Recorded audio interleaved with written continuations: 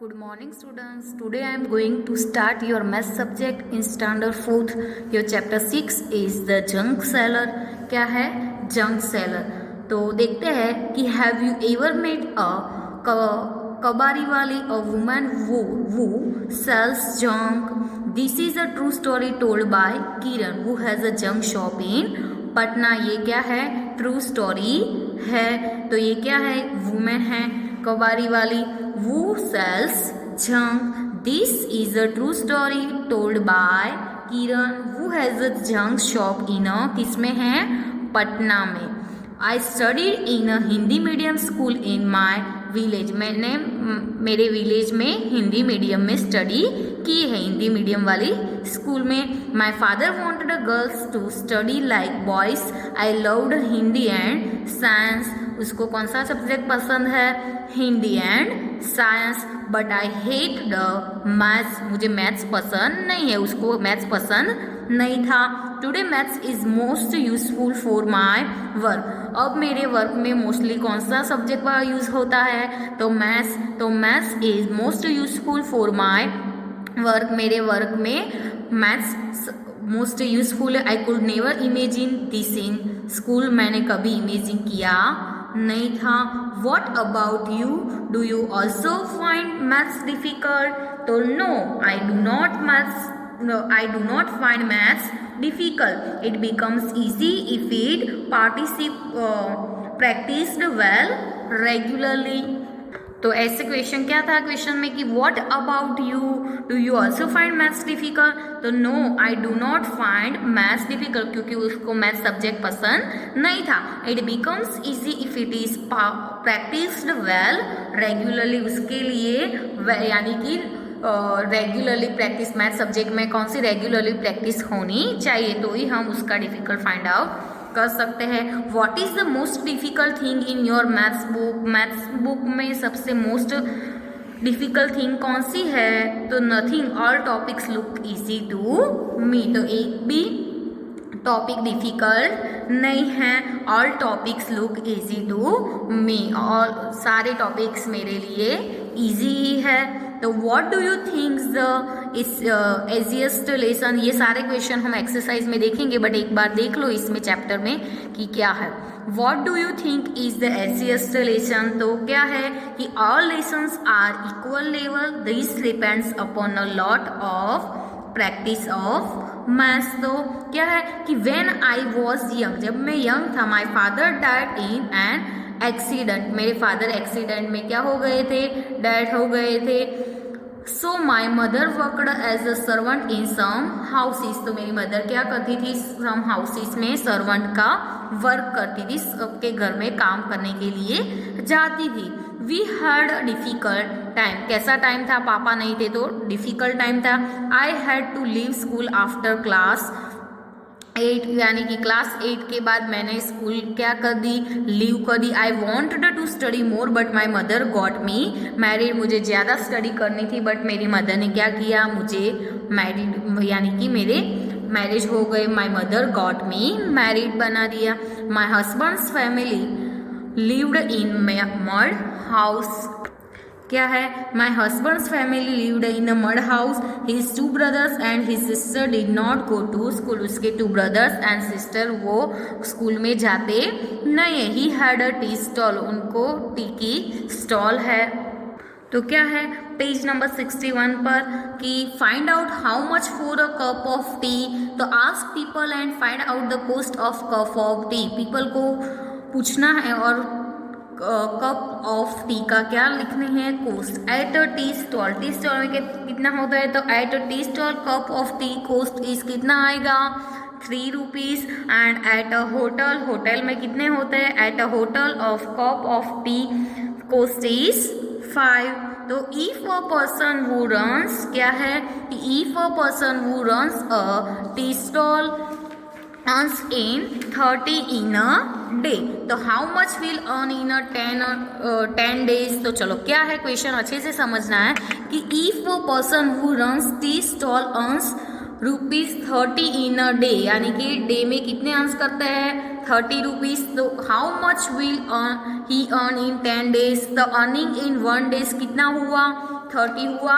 Earning in 1 day, तो हम लिखते हैं ऐसे 1 डे में कितने आएंगे 30।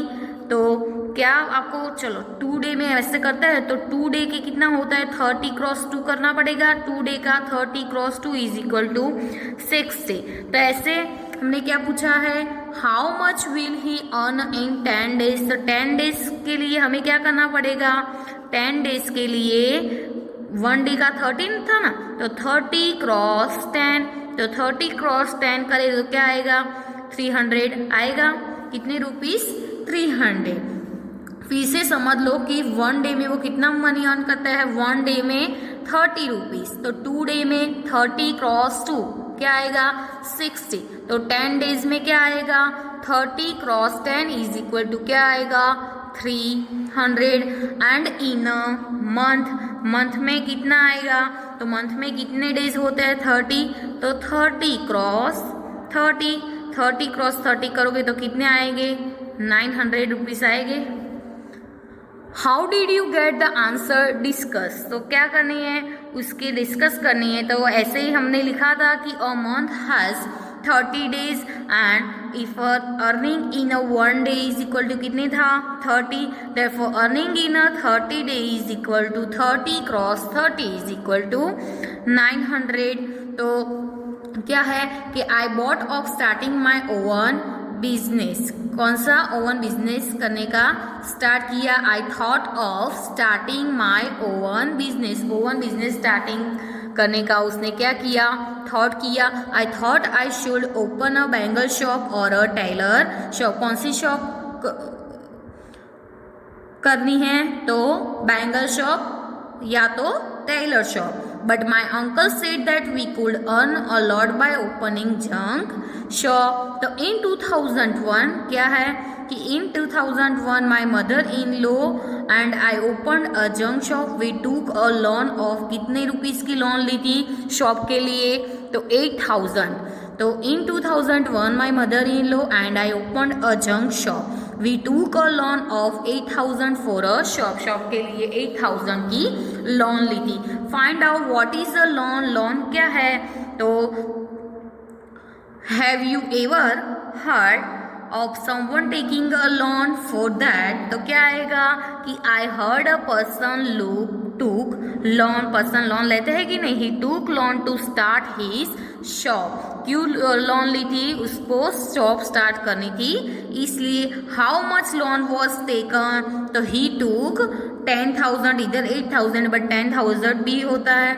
How much money was paid back, तो ही पेड बैक 11,000 आफ्टर 1 ईयर। तो Hariya and Babu want to buy handcraft for rupees कितने के लिए 300।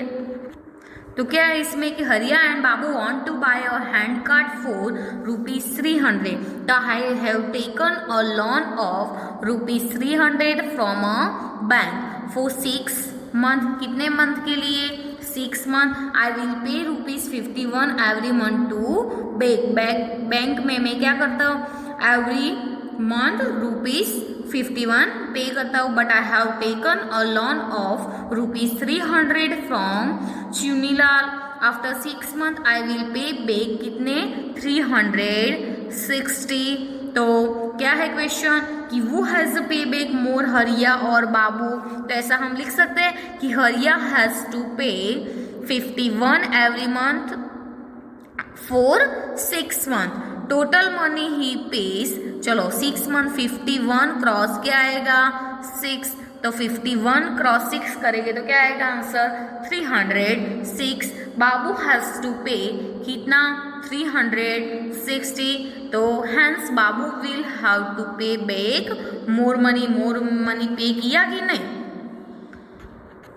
क्या है, people laughed and teased us about our work. They called it Gandakan or dirty business, but I did not think so.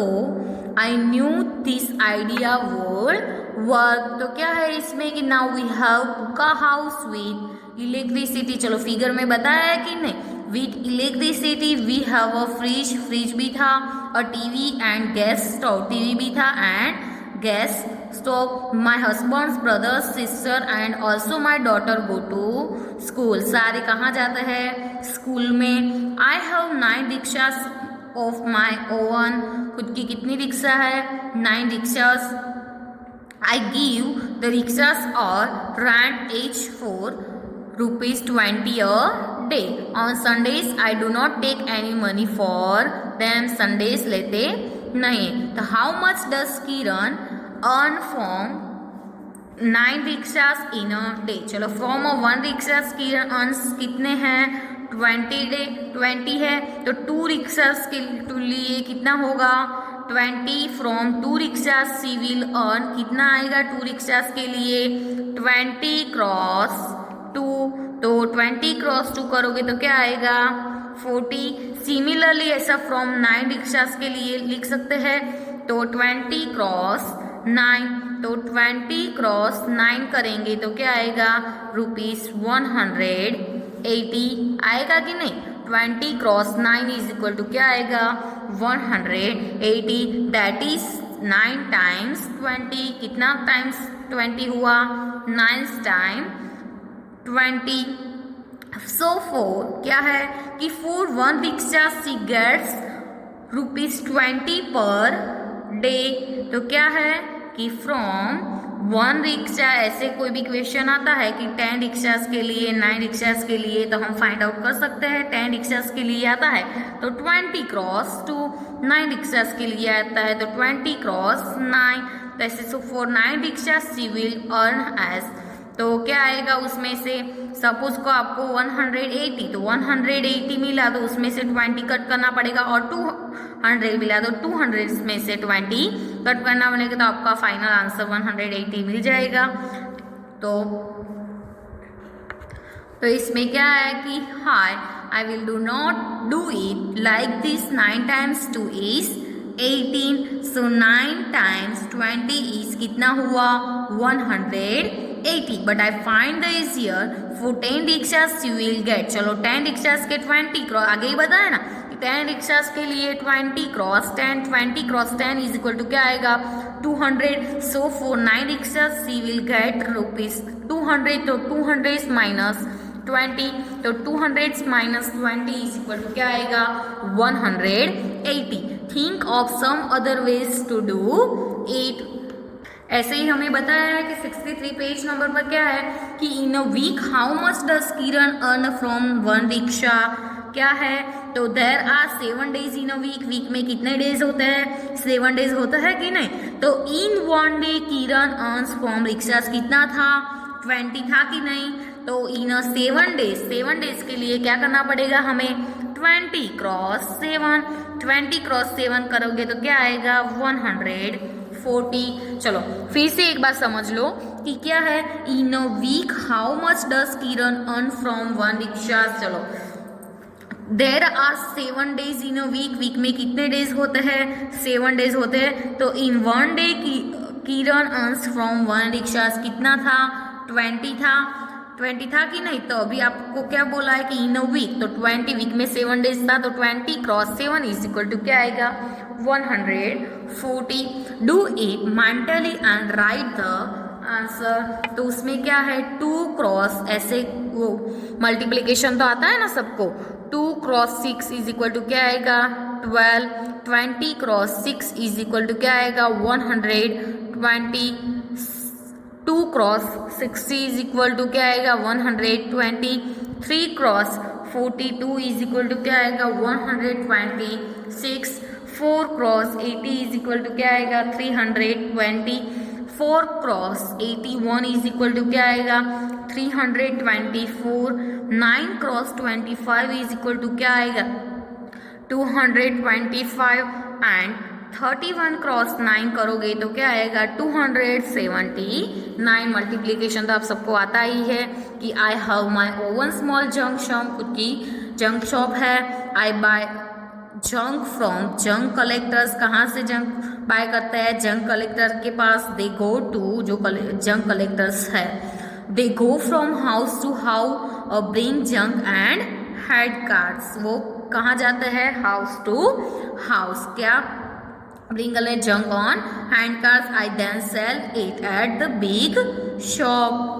कहाँ वो अब क्या वो हाउस टू हाउस ऐसे लाते और फिर क्या करते हैं, कहाँ सेल करते हैं, बिग शॉप में. हाउ मच टू पे, क्या है कि हाउ मच टू पे फॉर दिस जंक.